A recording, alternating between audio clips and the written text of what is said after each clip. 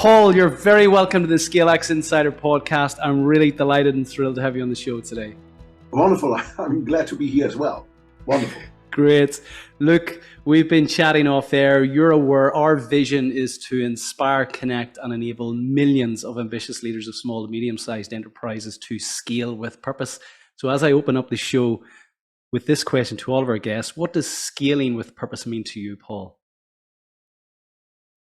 To me, it means to turn your potential into your performance. So what I mean by that, we generally speaking, we tend to have enormous talents, enormous potential. And performance means how far we can come to reach that potential. So for me, scaling up means throwing this further to reach the maximum you can have, to get everything you can out of all you've got. And I think that's the beauty in life, to stretch yourself, continue to stretch yourself. So for me, that means scaling up with purpose. Yeah, I love that, turning potential into performance. And we're completely aligned. I also believe that we're on this planet we have an innate desire to grow and to stretch ourselves. And that's the beauty of life. It's aligning ourselves to a purpose and a vision, which allows us to do that. You have a fascinating background. You trained as a chemical engineer and then moved into the corporate world. What I didn't know was that you trained as a stand-up comedian. So with all of that said, how did you arrive at the world of high performance? Well, that's it's a quite an interesting story. I was trained as a chemical engineer. So when I finished, I was young, I was broke, I definitely needed to earn some money, so I started to work in operations. And that means building and running big chemical facilities all over the world, right? And I did this for like 8 or 9 years. And I love what engineers love to do, which is to solve problems which do not talk back, right? That is what engineers do at the end. But at a certain point in time, I realized, hey, what has got me here will no longer get me there. So I reached the ceiling in vision, in spice in life. So and then became fascinated by the subject of high performance, which is how to consistently achieve big goals with the least amount of effort. So this is what happened. So I started to study subject. I started to implement ideas. I saw results, and at a certain point in time, I decided let's do some workshops and train other people in the big organization I was running at that time. And very soon they saw me doing this stuff, and they decided to bring me to the dark side of corporations, which is of course headquarters, right? So I got a job in headquarters, a big company. It was a company called DSM, a great company, big chemical company. And at headquarters, I was responsible for building a high performance organization. And that means how do you make very successful people even more successful? Which is a fascinating subject if you think about it. So I did this a couple of years, and after that I realized, hey, outside this company I was working for, DSM, there are many successful people I can help as well. So that was about 7 years ago, and then I started my own business. So that's the story of me moving from the corporate to running my own business and driving high performance. And if anyone wants to see your comedic competencies, I would encourage them to go online and explore your TED Talks, your wonderful TED Talks, viewed by more than 6 million people at this stage, which is incredible. Just on that, did you expect when you went on to the TED stage that you would be viewed by more than 6 million people? And why do you think so many people are fascinated with that particular TED Talk? The first of all, I did not expect it. For me, the TED Talk was a way to express myself, express my ideas, and the TED platform was a great platform to do that in the end. Now, the reason why this TED Talk has gone viral, almost I would almost say with over 6 million people watching this TED Talk, is it clearly touches a nerve, and the TED Talk we are referring to is why the majority is always wrong, which is about innovation. So it answers the key question: what is it that you can do to quickly, easily innovate in your business or professional field? And what I do in this TED Talk, I give a method to the madness, a very simple way of of applying this principle. And this is something that resonates with people because it tells us that innovation is not hard and difficult and expensive, but it's something that everyone can do. And I think that's the core of the message, and this is why I believe it has gone viral.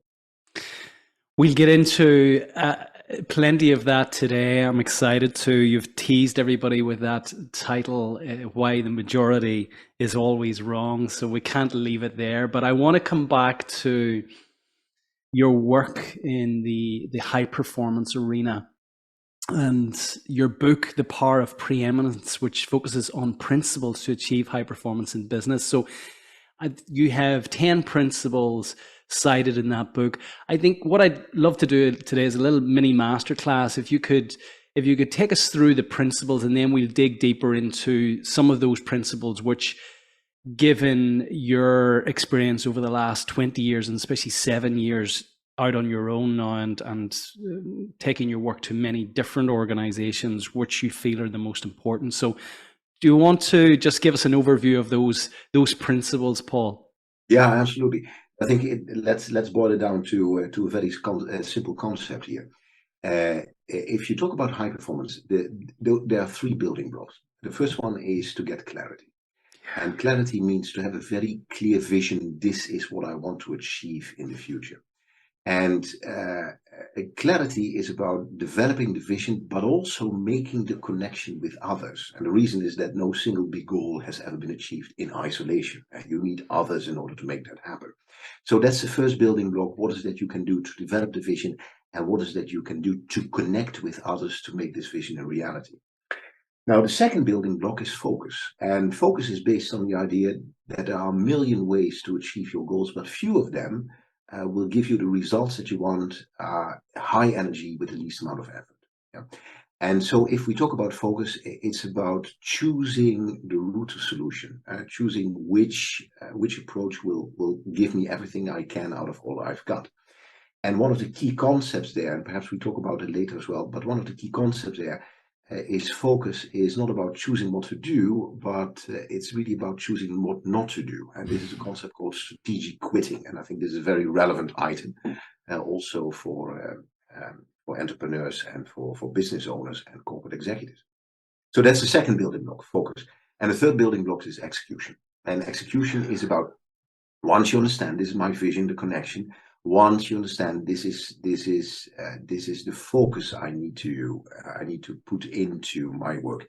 What is it I can do every single day to make progress on my goals? Which is the execution, which is about building the habits which will help you move towards your goals step by step. So that's the overall masterclass in a nutshell, 3 minutes. What the power of preeminence is all about: clarity, focus, and execution. Yeah, I love that, that we're absolutely aligned in relation to what we have laid out in our own ScaleX 10 principle framework. And just coming back to clarity, the establishment of a vision and connecting that to others, how do we do this really well to inspire and motivate others to align themselves and to commit their energy, their most precious resource, to ultimately what we're trying to do? Yeah, and I think this is a very important part, because developing a vision in isolation is not a very helpful exercise. In the end, you need others to help you realize the vision. Now, if I work with my clients about strategy and about developing a vision, the first question I always have is imagine wild success. So think of a time in the future. Imagine wild success. Imagine you could not fail. Right? So that's the basis of the vision. What would the world look like if you make this happen? And that creates a lot of buzz, creates a lot of energy. It spices up the conversation. People start to dream big. It's almost as if people do not dare to dream big sometimes. But that's a great question to catalyze that conversation. And just before we move to connecting people to that, I love that, imagine wild success. And this is a process that we also encourage our own CEOs who embark on our 12-month ScaleX Accelerator program to go through. But what I've found time and time and time again is that people really struggle with this. Do you find the same in terms of them, when you ask the question, because they've been so used to daily activity and reactivity, that when you ask somebody, just put down your pen and think for a moment, what does great look like? What does wild success look like? More often than not, I get a blank stare and say, I'm not sure what I actually want. Do you find the same? And if so, how do you encourage people to break out of that to really get into this imagination state of imagining wild success? What I found is two answers to that question. The first answer, and it's usually given by people who have been doing this exercise, have been in this frame of mind for quite some time. They immediately move into the vision, so they don't have any trouble imagining wild success. Now, the second answer is people who are perhaps for the first time confronted with this kind of question, or they haven't been thinking about this for a long, long time, and they tend to limit themselves into improvement. Right? I see what I have right now, and I improve, especially my obstacles. I improve, and the pain I have, and there's a little bit better. Now, if I want to break through this wall, this limited way of thinking. I challenge them, and the way I challenge them is I ask them a very simple question. Now that you have described this, what's bigger than this? What's bigger than this?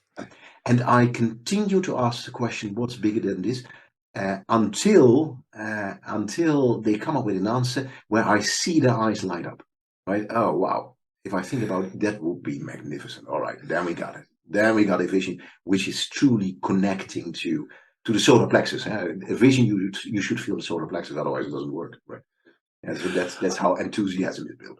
I love that. I absolutely love that, because what I always hear is, more often than not, is well, we did this the last 3 years, and if we actually, project a little bit more than that, we were able to do that. And like, no, this customer needs this and that, and they're overly analyzing and rationalizing what they feel they're capable of doing. But I've actually never heard that question being posed, which is such a simple and profound question. But what's bigger than this? I love that. Yeah, and I think it ties into what we discussed earlier, is that this question opens up the door to potential. So instead of taking current performance as the starting point, it looks at potential as the end point, and this clears up a lot of obstacles in the way of thinking. So I interrupted you. We were speaking about then connecting others to a vision which we have created, our vision of the future, our imagination, our imagineering of wild success. How then do we magnetize others to that? And then if you want to magnetize and connect others to that vision, then the next step is bring others into the room and ask them, if we are able to achieve this vision, what does it mean for you? What does it mean for you? Yeah? What would be possible in your world if we are able to achieve this vision? And the funny thing is, once people start to relate this vision to their own work, to their own life, to their own goals, it starts to become very, very tangible. People become excited as well. And the way I approach this is I challenge them. What would be possible? Why is this important to you? Tangible benefits. And then people talk about bonuses and career and life and products, and it can be many things. But then I challenge them to the intangible benefits. What would it mean for you from an intangible point of view? And then something interesting happens, because all of a sudden the emotional part of the conversation is now being put up front, right? Because it's the intangible business which in the end drive the emotion, and which in the end drive performance of people. And so that's a great conversation to have, because all of a sudden people will say, wow, if we are able to do this, I will be able to take a step in my work-life balance. I will be able to finalize work in a high performance team instead of a team which is constantly fighting with one another. So these kind of goals, this kind of thinking is very important for people to connect to the vision, the overall vision of an organization or an individual in an organization.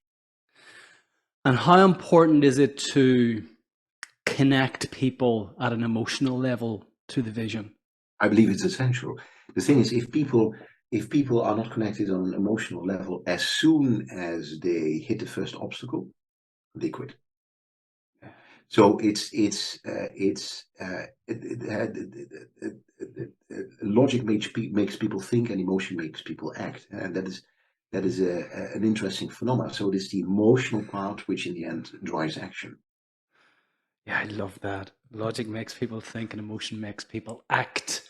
And where have you seen, when you've workshopped this, the three elements of high performance, where have you seen the kind of the real breakthroughs where you've noticed people maybe a little bit standoffish, oh yeah, we're here again on another workshop about vision, and at the end of 1 hour, whatever it is, half a day, you've witnessed real breakthroughs. What has happened in there for those breakthroughs to happen?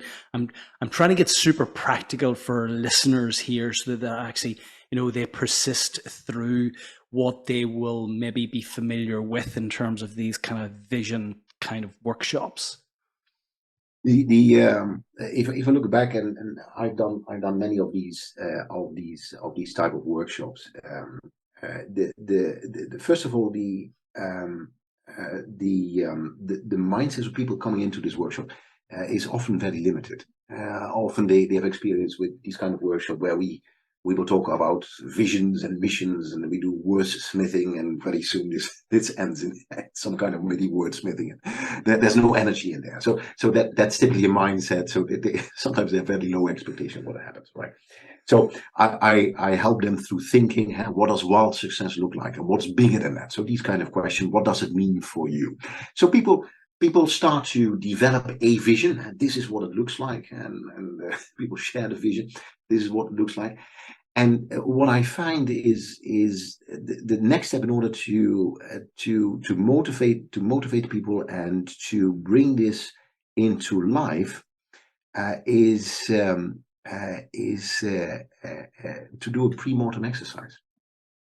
And what is a pre-mortem exercise? In a pre-mortem exercise, what you basically see, it's the opposite of a post-mortem, right? In a post-mortem, you look at the body and you said, how did it die? Or you look at the project, how did it die? In a pre-mortem, you do it differently. You say, wow, this is the vision. Now imagine 5 years from now, we haven't achieved the vision, but we have failed miserably. And we have failed so miserably that the Harvard Business Review has asked us if they can interview us to make a business case, how not to do this stuff, right?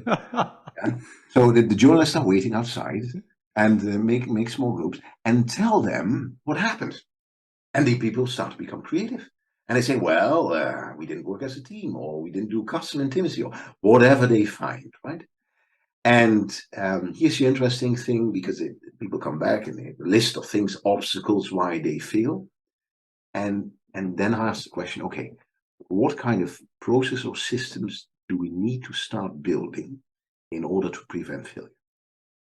And then people get enthusiastic. Hey, this is what we can do. And we need to do this, and we need to do this, and I will take ownership of this. So all of a sudden, by building the vision, talking about failure, you give them very practical tools, building a process or system to prevent failure. And this is how strategy is being done. Because the bottom line here is a very simple concept, but often forgotten by people. If you talk about success, strategy success, or vision success, it's about avoiding failure. So if you do not fail, you are successful. So that's a very simple thing. How do you avoid failure? And that is what this entire process is aimed at. And this is how you get the energy and the buy-in of people, because all of a sudden they see it happening. Yeah, this is what we need to do. I love that. Really love that. It brings me back to kind of the very simple coaching framework of grow, in terms of identify your goal, but you've done it so cleverly in terms of, imagine wild success and continuing to prompt them to really push forward with that. And then, understand where we are now and what are the likely obstacles through this pre-mortem exercise. And when we talk about then the way forward, we will come to that in terms of the execution. I'm keen to understand what you encourage to create that alignment, that line of sight between wild success and what I'm actually doing today. But before that, focus, such a critical trait and characteristic for every leader now, given the assault on our energy every day from social media, and the fact that actually we're almost habitualizing these distractive moments. Every time our phone's in our hand, if we're standing in a queue, we're checking, and so all of a sudden, our ability to focus for any extended period of time we're training against that. So I'm really curious to understand, the what you encourage to actually get this focus embedded in teams. Yeah. The most important concept, if you talk about focus, is the concept of the valley of death. And what does the valley of death mean? It means what happens with energy, excitement, enthusiasm between setting a goal, setting a vision, and realizing this goal, realizing this vision. Initially, excitement very high. You share it with others. They get excited to even higher, right? And then you start to work, right? The program is slow. Obstacles are big. People are making fun of you. So energy is very low. And so you reach a plateau, low energy. But the trick is to continue moving through this plateau, because only in the end, when your success becomes inevitable, energy and enthusiasm will go through the roof, right? Now, this curve, which starts high, goes higher, then goes through a deep valley and ends up through the roof, it's called the valley of death. And the reason is that in this valley, this low energy slog, this swamp-like journey, right? This is where goals are being abandoned, strategies are lost, focus is lost, etc., etc., etc., etc. So I frame the conversation as a journey. If we talk about focus, for me, it's a journey. You need to realize that you are going to cross the valley of death. And keep in mind, the bigger the goal, the bigger the vision, the longer and deeper the valley of death, right? So you need to prepare for that. So for me, focus is about framing this. What is that you can do to prepare to cross the valley of death? Now, one of the most important things to cross the valley of death is a concept which is called strategic quitting. Strategic quitting. And the metaphor here is the metaphor of the monkey bar, the children's toy. The children, they're hanging on the bar in the air, and they quickly learn you have to let go in order to reach out. Right? You have to let go in order to reach out, in order to move across the monkey bar. And this is what strategic quitting is all about. You need to let go of all the activities and projects and initiatives which will no longer support the vision, in order to release the time and the money and the resources to achieve the big goals. So my point is, and that is always very important to understand. If you talk about high performance, your ability to strategically quit equals your ability to massively succeed. And this is the key. Your ability to strategically quit equals your ability to massively succeed. So achieving big goals, high performance, it's not about more and better and faster, right? That's for amateurs, because there's no light at the end of that tunnel. But it's about your ability to strategically quit. Yeah. And this releases time and energy to do different things. So this is what focus is all about. Yeah, this is almost, it's about focusing on less and then obsess in, and we can only do that whenever there's clarity about the direction that we want to go in. So what I always say is, vision not only informs what we should do, but importantly, like what you've just clarified, Paul, is it actually also informs what we shouldn't do. It filters out all of those things that are just a distraction, impediments, pebbles in the road in relation to us getting to that wild idea of success that we've clarified in the first instance. What do you encourage, walking through that valley of death? I love that I can, visualize that. And I think that's really important for our listeners to understand, that when they create this vision, that I suspect, and we've seen it firsthand, there will be a lot of naysayers, there'll be a lot of rolling of the eyes, and this is why getting people emotionally connected to this, a strong team and creating that momentum is so critically important. But what do you encourage leaders to do whenever they're facing, that slog, as you mentioned, and maybe significant criticism and whispers behind closed doors? Practically, what can they do to keep moving forward? Yeah, the trick is to understand this is going to happen and to take preemptive measures and to think about it beforehand. And a couple of things you can do. The first one is to really start building high performance teams. And in this case, what a high performance team means is people, you create a success environment where people can bring their best. And you need to do that before you enter the valley of death, because this is where the team stands.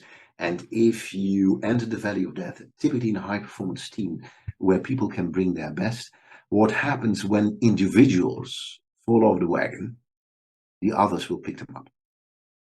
Right. So it's a common theme. Yeah, we know one day you will be low in energy, but this is the moment that we will step in. Right. Now, if you have to build high performance while you're in the valley of death, you are too late. So you need to do this beforehand. So I think that is one thing. The second thing is to always consult the vision and maintain the focus about the vision. This is where we want to go. This is what it means for us. This is what it means for you. Do you remember? Yeah, remember what happens there, right? Why we do this in the first place. So that the consulting the vision, that's the second one. The third thing is to focus on the next step. Go as far as you can see, and then go, and then you can see further. So don't make the goal too big, but simply make it smaller. One of my favorite tools there is a 100-day plan. Right, we have a vision 3 years from now, we want to be here, but 100 days from now, where do we want to be? Right, where do we want to be? So that's another trick to keep going. Then another trick to keep going is once you set out the vision, one of the most important part of the vision is not what you want to achieve, but what you need to become. Yeah, and what you need to become is about which behaviors, high performance behaviors, do I need to build in order to make it happen. Yeah. And the reason is actually very simple. You will never get the new results that you want from the existing behaviors that you like. And what do you encourage people to do in relation to understanding and trying to articulate to themselves or visualize for themselves what it is they must become? What if they don't know? What do you encourage them to do? Is that a case of, well, who do you admire? Who has already achieved it? What traits, characteristics do they have? How do you bridge that challenge if they don't know what they want to become or who they should become in achieving this vision for success? What I typically do, I ask them the magic wand question. And the magic wand question is actually very simple. I ask them, imagine I give you a magic wand. You are a wizard. And you can change one behavior in yourself or one behavior in the team, which will truly help to realize the vision. What would it be? And people know. They always tell me. Oh wow, if we always focus on playing to win instead of playing not to lose, that would be helpful. If we build a culture of ownership instead of victimhood, that will be helpful, right? Yeah.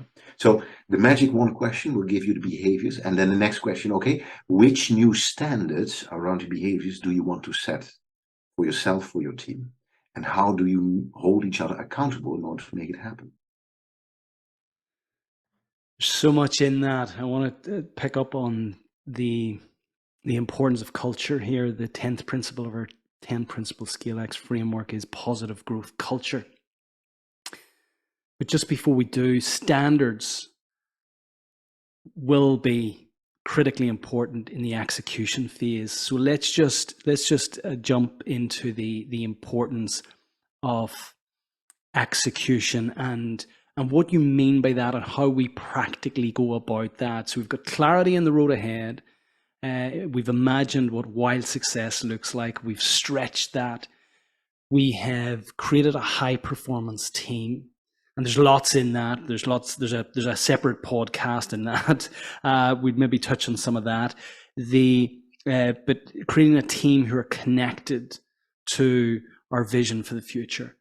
And we have, clarified what we're going to focus on versus what we're not going to focus on.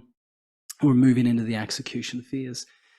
What practically do you recommend in terms of the execution? You've already referenced the 100-day plans, again, aligned to what we would recommend in terms of the 90-day objectives and key results that are aligned to kind of 10 years, 3 years, 1 year, and then the 90 days. So, what do you recommend, Paul? Here's a great framework I always use when we talk about execution. It's about the British Olympic rowing team, 1998. They were in a lousy position. They got a new coach, Ben Hunt Davis. He came in, brought a team together after a couple of weeks and asked this magic question. He said, with every decision you're going to take, ask yourself one question. And the question is, will it make the boat go faster? Very simple. And this had a profound impact on the team because all of a sudden they realized it's the small decisions they take consistently which will make a difference. And that's the key to execution. Right? So that's the framework. That's the framework we talk about. It's small decisions you take consistently, which will drive execution, which will drive you through the value of that.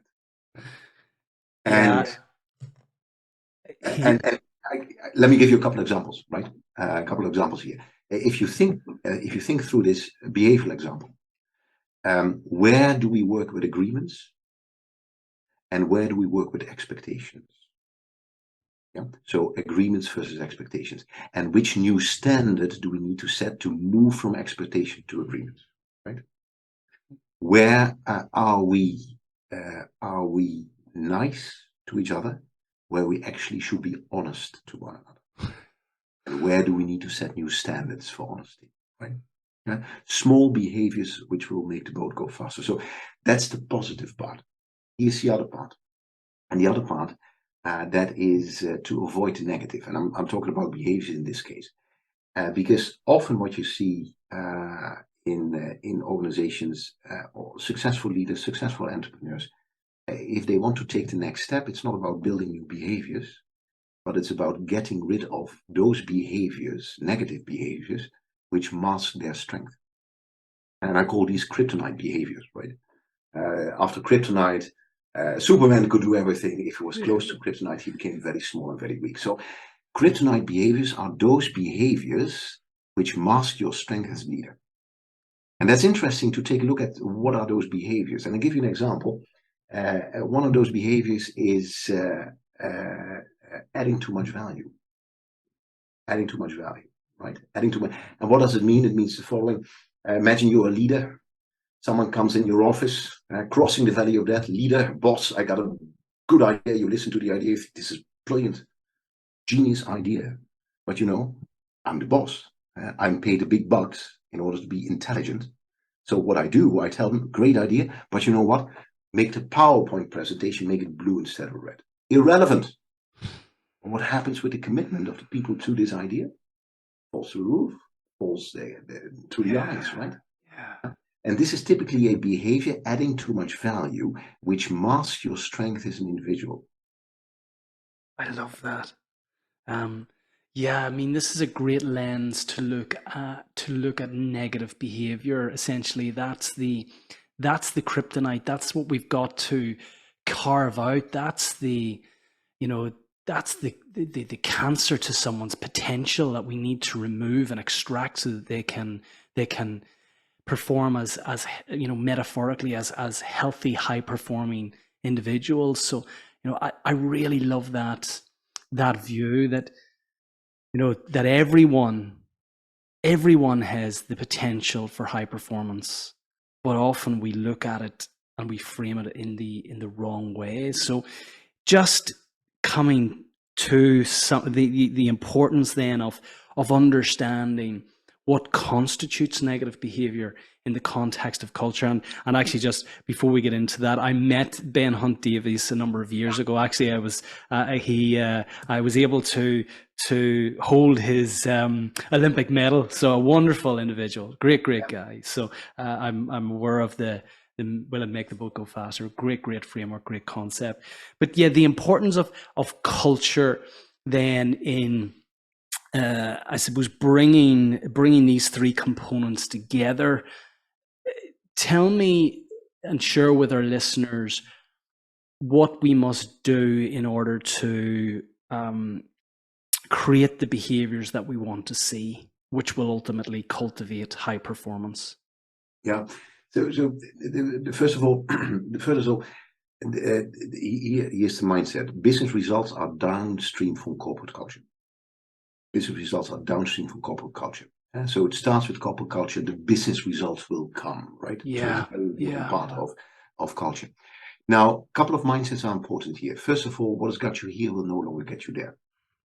Yeah. So if you want to have results you never had before, you need to start doing things you've never done before. So that's key one.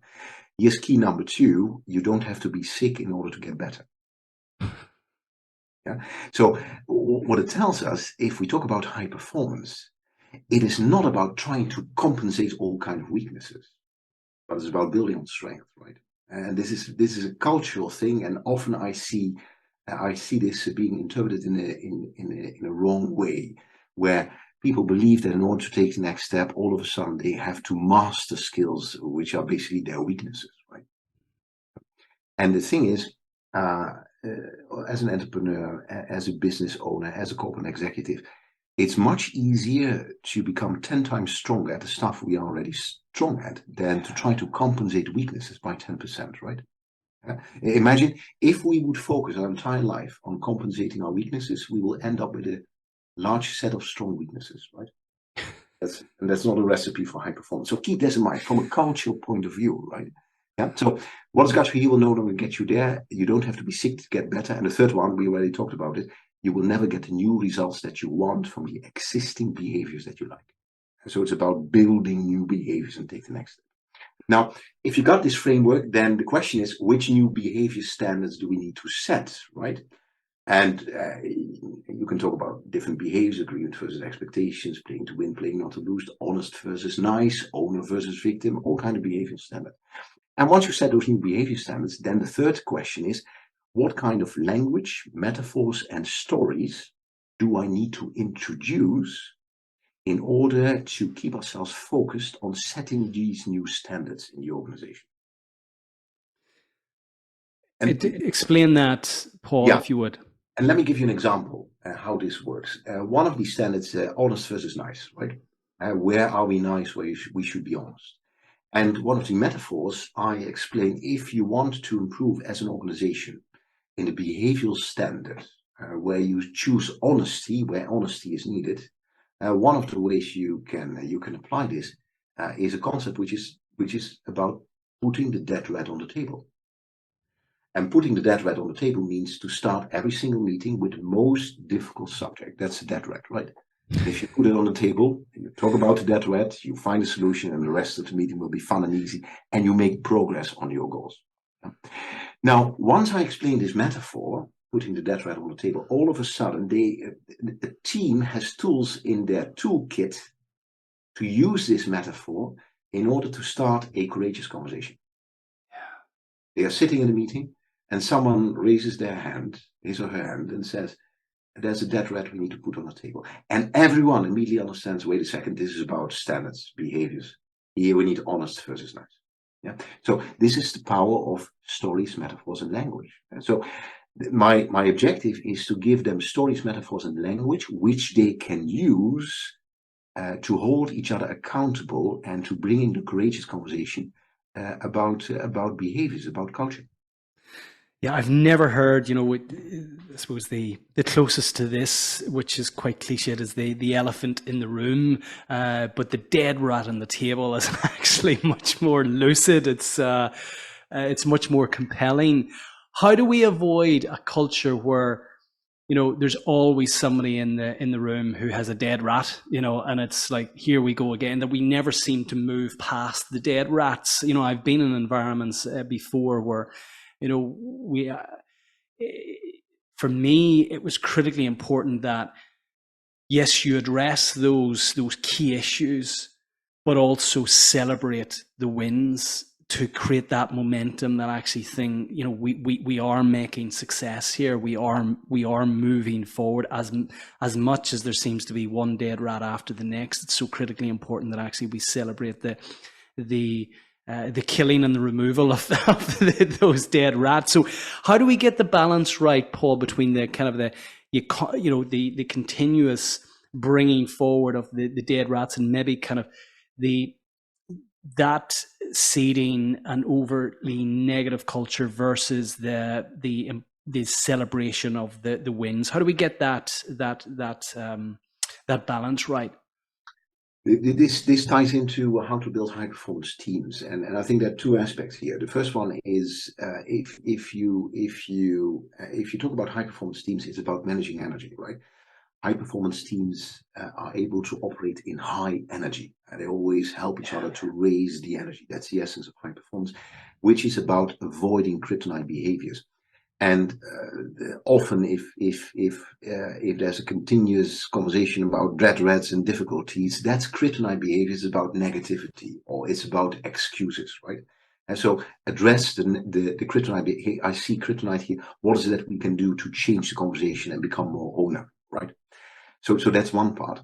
The second part, and I then come to leaders in high performance. If you talk about high performance teams, there are 5 elements that a leader can focus on, should focus on, in order to maintain high performance, high energy. One is common goals. The second one is one voice, right? So if we decided something in the team to the outside world, we speak as one team. The third one is we ask and give help, right? Part of a team. The fourth element is celebrate successes, right?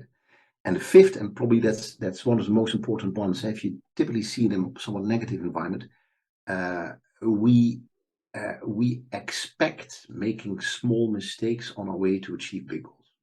That's our expectation. Yeah? So we will never punish people making small mistakes, because that's the expectation. We are in uncharted territory, so of course we make mistakes. And if as a leader you focus on those 5 elements, and this is critical for the energy of a team, and this is how you continue to raise the energy of the team, and avoid the negative conversations, and avoid that the team starts to become toxic, right? Yeah, again, so much in that. It's brilliant. Who are exemplars for you in terms of companies, if you can disclose? I know you've listed on your website a number of companies that are very, very high profile organizations you've worked with. Who are exemplars in this framework, in embracing your coaching, your lessons, your guidance, that we can signpost our listeners to, Paul? Yeah, so I work in a broad variety of organizations, and typically what they all have in common, they are very successful already, and they're looking for the next step in order to make that happen. Now let me give you a couple of examples where you typically see that happen in high tech. I got a couple of high tech companies. Typically what you see in high tech, these are very smart people, process oriented or scientific engineering oriented, right? Very good at what they do. In order to take the next step, in order to go to high performance, often what they realize is, wait a second, it's no longer about smarter content. It's no longer about better processes, but it's about our own behavior, right? So high performance means for them to embrace the behavioral conversation. and to dare to set different standards in order to make that happen. So that's one area where you see they moving rapidly in high performance and grow to the next level. Yeah. Another area where I work with is the big global corporations, which are very comfortable with achievement, but in order to take the next step for them is to approach things from a much more strategic point of view, right? They are good in spite of the fact that they are not really strategic, but they are very operational, very pragmatic, very go, very successful so far. But in order to take the next step, wait a second, 2 steps back, think about strategy, think about long-term goals, think about strategic quitting. And these people, often they start to work with me when they realize, wait a second, more, better and faster will no longer help us to take the next step. There's no light at the end of that tunnel. Yeah. So they're thinking high performance means we need to do things differently. And I think that's the common theme with if you talk about high performance teams and organizations, all of them, they realize, wait a second, what has got me here will no longer get me there. Yeah? So let's step out of my comfort zone and see if we can do things differently, try things differently. Yeah, and I mean, that comes back to the very first principle in our Scale X 10 principle framework, psyche, the mindset of those leaders. And when we've created a paradigm of success, let's say what we believe are the habits that have served us. And I see this typically in a startup environment where the practices and behaviors in a startup are very different from what's required in a scale up. There's still lots of ingredients there which will serve the scale-up environment and serve it very well. But if it's baked in the same recipe, it will not serve the scaling ambition. So, what got you to here won't get you to there is certainly something that we speak about to those startup leaders who now want to have found that product market fit. They're now achieving a level of commercial success and they want to really scale up. The mindset, what do you encourage those leaders to do who have got, let's say, got used to being successful in this particular environment, so it seems intuitively right for them to actually just try and eke out a little bit more by doing the same things? How do you break that pattern? A couple of things to break that pattern. The first thing to break that pattern is to help them shift their focus from often being the hero of the organization to developing others, right? And that's also kryptonite behaviors, being the hero. Whenever there's a problem, I will solve that for you, right? Now, if a leader continues to solve problems for others, he or she will never develop the rest of the organization. So they need to realize, wait a second, I need to step out of the hero role and move into the development role. As leadership, I'm almost a parent, I'm almost a mentor, I'm almost a coach to develop others so they can become heroes. And that's one thing which is very important. The second thing which is very important is to help them avoid breathing their own exhaust fumes. And what I mean by that is that often they operate in an environment with the same peers, with the same people, with the same industry. So they are used to certain standards and they believe they're good, right? They're good standards. Compared to my peers, I'm doing well. Well, here's the trick. If you bring them in a different environment, all of a sudden they realize, wait a second, potentially there's much more. There are much higher standards which I can aspire to, right? So what I do then, I bring them out of the environment. One of the things I do, I run masterminds. And masterminds is a group of 6 to 8 people, typically senior people, same peer level. It's a success environment for them where they can bring their issues, right? Yeah, because for leaders, sometimes a leader can be the most lonely person in the entire organization, right?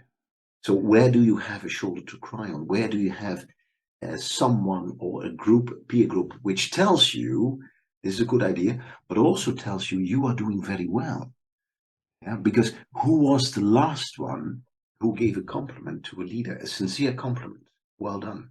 outside the organization. They don't get it, right? Yeah, so breathing their own exhaust fumes is a big danger for leaders. So take them out of this situation, bring them together with other peers from other industries, and help them to raise the bar and raise the standard. And that's a second approach to develop leaders in the end.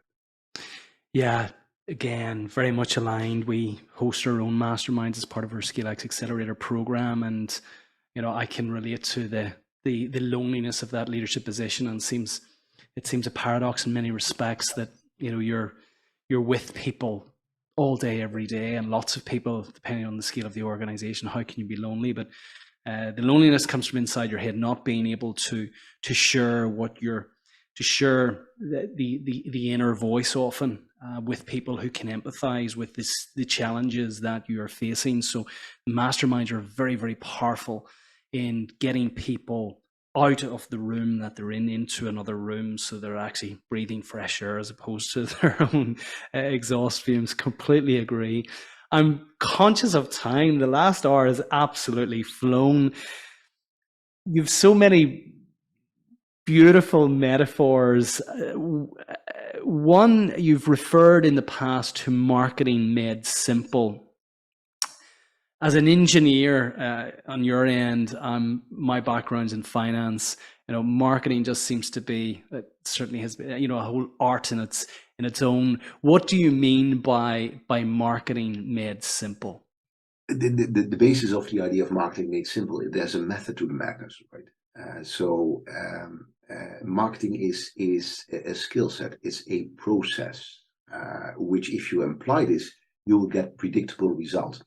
And that is always my ambition when I help entrepreneurs, when I help business owners, to build a marketing system which will give them predictable results, right?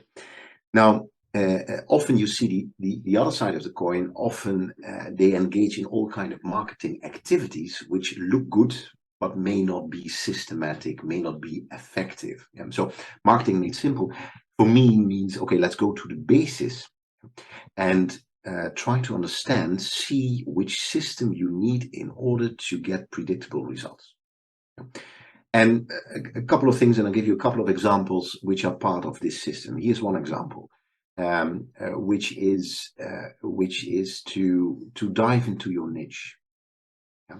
And diving into your niche means to be very clear, this is my ideal client. And you need to accept that in order to attract your ideal client, by definition, you will repel the rest. So that's marketing made simple.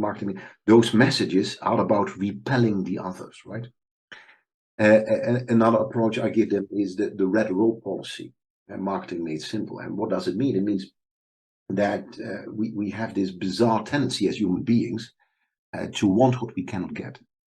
It's a very strange thing. We always want what we cannot get. Yeah. The stuff that is difficult to get, that's what we want.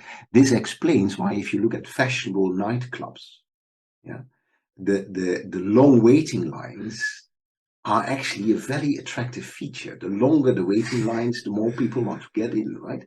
So what I teach entrepreneurs is to bring their own velvet rope, to create their own waiting lines. So make their potential customers jump to a couple of hoops in order to business with you, right? So, and there's a very subtle thing, but it's a very interesting and attractive approach for your business to grow. It's called the red row policy, and that's the way it works. Yeah, so those are a couple of examples where you can make marketing very simple for you as a business owner. Yeah, that's very profound for all of our listeners to explore how they can create their own red velvet rope. And I think many of our listeners will have been guilty of falling foul to those long false queues outside of nightclubs. And when they eventually got in, there was very few people in there. But yes, indeed. Before we move into our close, Paul, is there anything else that you would like to leave our listeners with in relation to the work that you've done around high performance? Our listeners are leaders of small to medium-sized enterprises who have aspirations to scale. Yeah,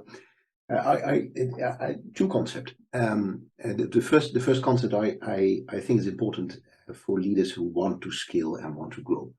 and that is your ability to shut out the noise and focus on signal, what we talked about in the beginning. Yeah? And one of the habits I invite everyone to start building is thinking time, deep thinking time. Yeah?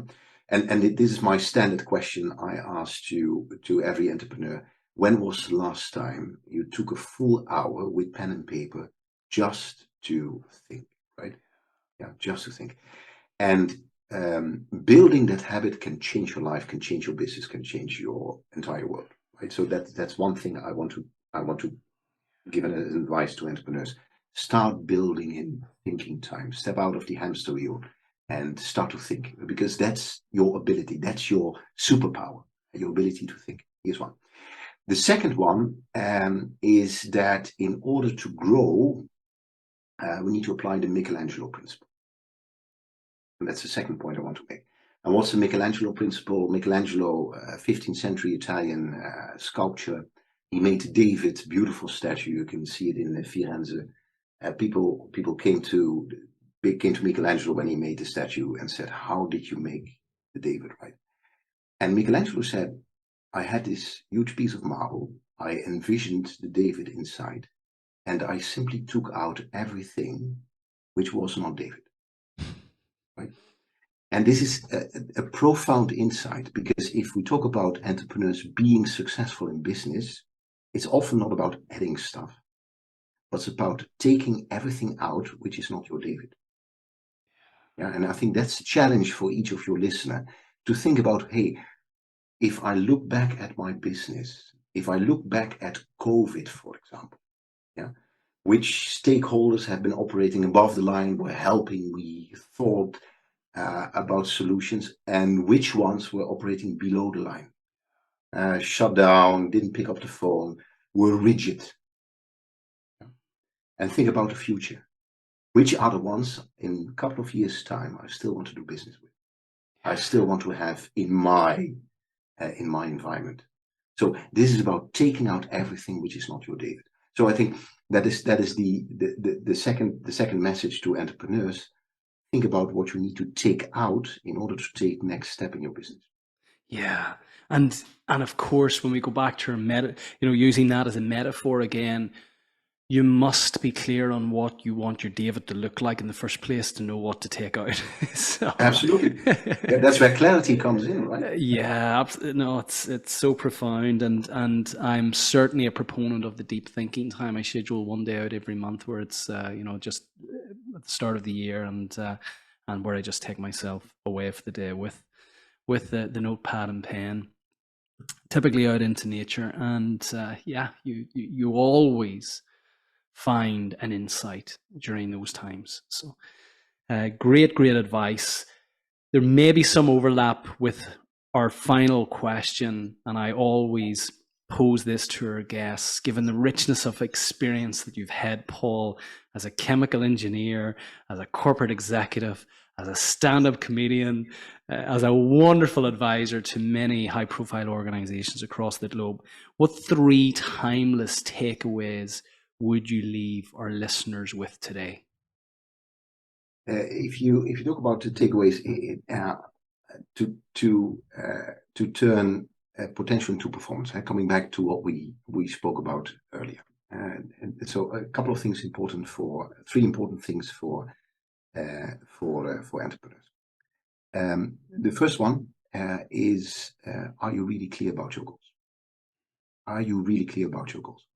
And that question is about, if an outsider comes in and he sees you achieving your goal, can he or she see exactly what happens there? So make this very tangible in order to make that happen. So that's one timeless advice. Yeah? Make sure your goals, your vision in the end is very tangible, because if it's not tangible, it's impossible to achieve. Yeah? The second thing which is important is to develop options in order to make that happen, the vision happen, right?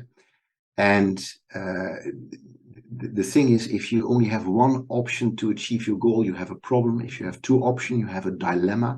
Only if you have 3 options or more, you will have freedom, right? So my advice to every entrepreneur, if you set out goals, your strategic plan should entail a large list of options to make that happen. And then pick the most promising, start working. If it doesn't work, go to the next one, go to the next one. So your ability to create options is your ability to create the freedom to achieve your goals. So that's the second thing I want to give to entrepreneurs. Yeah. And the third thing, and this is about strategy and strategy execution, the most important part of your strategic plan is what not to do and what to quit.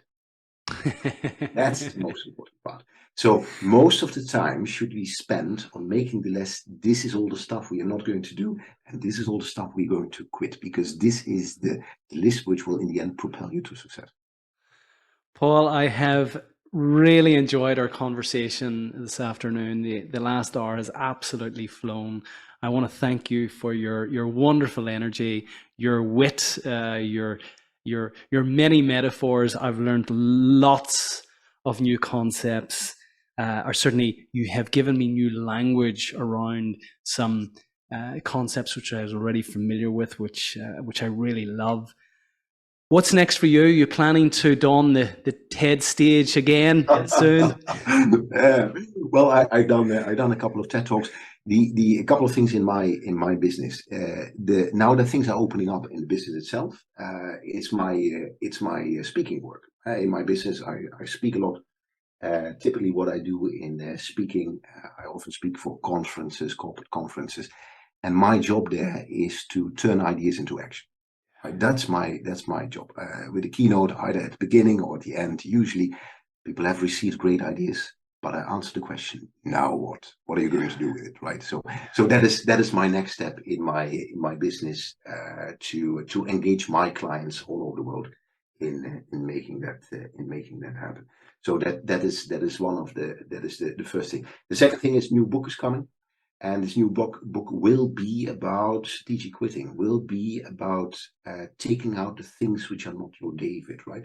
And especially the practical application for entrepreneurs, for executives, for professionals, in order to take the next step. And this is a manifest against the world of more, better, fast, right? Yeah, so I take the opposite position. Wait a second, it's about strategic quitting. So that's my second project. In order to make it. When's your book due to launch?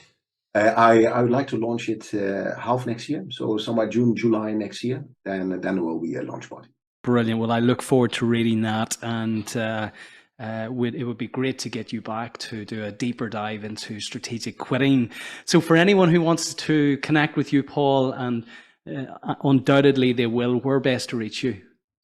Best to reach me is go to my website, www.paulrulkens. You will find contact information, but also a wealth of material, my blog, my videos, all inspirational stuff, ideas, practical ideas to make it happen. You can also subscribe to my free weekly newsletter with tips for high performance. So make sure you keep yourself immersed. If you like, you can also connect with me on LinkedIn. Love to make the connection on LinkedIn. Paul Rulkens, you can find me on LinkedIn. Make the connection. And I use LinkedIn as a platform also to publish ideas and tools, so you get engaged with this type of material as well. So those are the two areas you can easily connect. And third, you can buy one of my books if you like, Power of Preeminence. And my second book is How Successful Engineers Become Great Business Leaders, which is the application for scientists and engineers to make all of this happen. So books are there, so you can buy it. Brilliant. We'll put a link to your website and to your books in the show notes. And this is a call to action for all of our listeners today, sparked by your keynote, turning big ideas into action. I would encourage people to take one thing from today and action it. So, you've all invested your time to listen over the last hour. What one thing are you going to do as a result of listening to Paul and to the conversation today? And I'd love to hear from you. No doubt Paul would, in terms of what that is and the difference that it's made. So Paul, once again, thank you so much for your energy, for your wisdom, for your experience, for sharing your experience today on the podcast. It's been a delight to have you on. Thank you. It was magnificent. Thank you so much.